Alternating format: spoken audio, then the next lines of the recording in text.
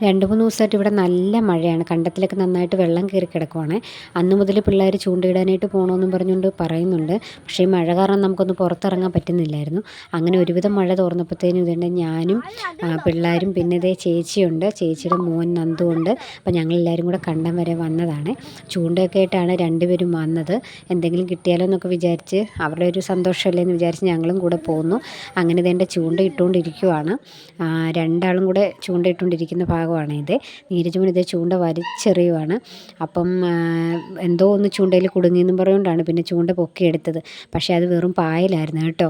മീനൊന്നും കുടുങ്ങിയില്ല. അതിൻ്റെ സങ്കടത്തിൽ നിൽക്കുവാണ് അവന്. അപ്പോൾ ഇന്ന് എന്തായാലും മീനെ കിട്ടിയിട്ട് ഇവിടുന്ന് രണ്ടാളും പോകത്തുള്ളൂ എന്നും പറഞ്ഞ് നിൽക്കുവാണ്. അപ്പോൾ ആ പായൽ ചൂണ്ടയെ കുടുങ്ങിയായിരുന്നു. അതപ്പോഴത്തേനും ഇത് റെഡിയാക്കുവാണ്. അങ്ങനെ ഇതിൻ്റെ കുറേ പേര് നമ്മുടെ അവിടെ വന്നിരിപ്പുണ്ട് കണ്ടത്തിൽ ചൂണ്ടയിടാൻ വേണ്ടിയിട്ട്. അവർക്ക് മീനെയൊക്കെ കിട്ടിയെന്നാണ് അവർ പറഞ്ഞത്. അങ്ങനെ കിട്ടുമോ നോക്കാമെന്ന് പറഞ്ഞ് ഞങ്ങൾ കുറച്ച് നേരം കൂടെ അവിടെ നിന്നു. കുറേ നേരം ചൂണ്ടയിട്ടപ്പോൾ അവർ തന്നെ മടുത്ത് കേട്ടോ. അവസാനം ഇതേ കയ്യിലൊരു വല ഇരിപ്പുണ്ടായിരുന്നു. നന്ദുക്കുട്ടൻ ആ വല വെച്ച് വെള്ളത്തിനകത്ത് ഇട്ടപ്പോഴത്തേനും ഉണ്ട് അതിനകത്ത് മീനെ കിട്ടി കേട്ടോ. അവർക്ക് ഭയങ്കര സന്തോഷമായി. 2 കുഞ്ഞു മീനെ കിട്ടി. എന്നാലും അവരുടെ ഒരു സന്തോഷമല്ലേ. അപ്പോഴത്തേനും ഒന്ന് കാണിച്ചു തരാവേ, മീനെ കിട്ടിയത് കാണിച്ചു തരാവേ. 2 കുഞ്ഞു മീനുകളാണ്, കാണിച്ചു തരാവേ.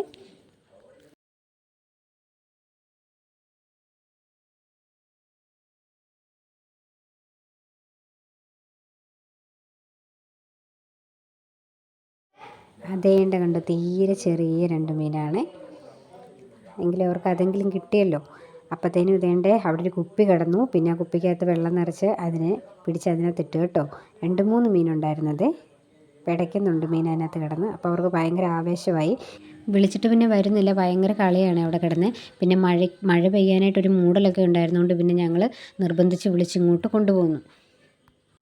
അങ്ങനെ ഞങ്ങളിതേ പോകാനായിട്ട് തുടങ്ങുമ്പോഴാണ് അവിടെ മീൻ ചൂണ്ടയിട്ടുകൊണ്ടിരുന്ന ചേട്ടന്മാർക്ക് 2 വരാലിനെ കിട്ടി. അപ്പം അതിനെയും കൂടെ ഞങ്ങൾ കാണിച്ചു തന്നു. എന്തായാലും കൂട് തുറന്ന് വന്നപ്പോഴത്തേനും അതിലൊരെണ്ണം ചാടി വെള്ളത്തിൽ പോയി കേട്ടോ. നല്ല മുഴുത്തൊരു വരാലായിരുന്നേ. അവരതിൻ്റെ ദുഃഖത്തിൽ അവിടെ ഇരിക്കുമായിരുന്നു.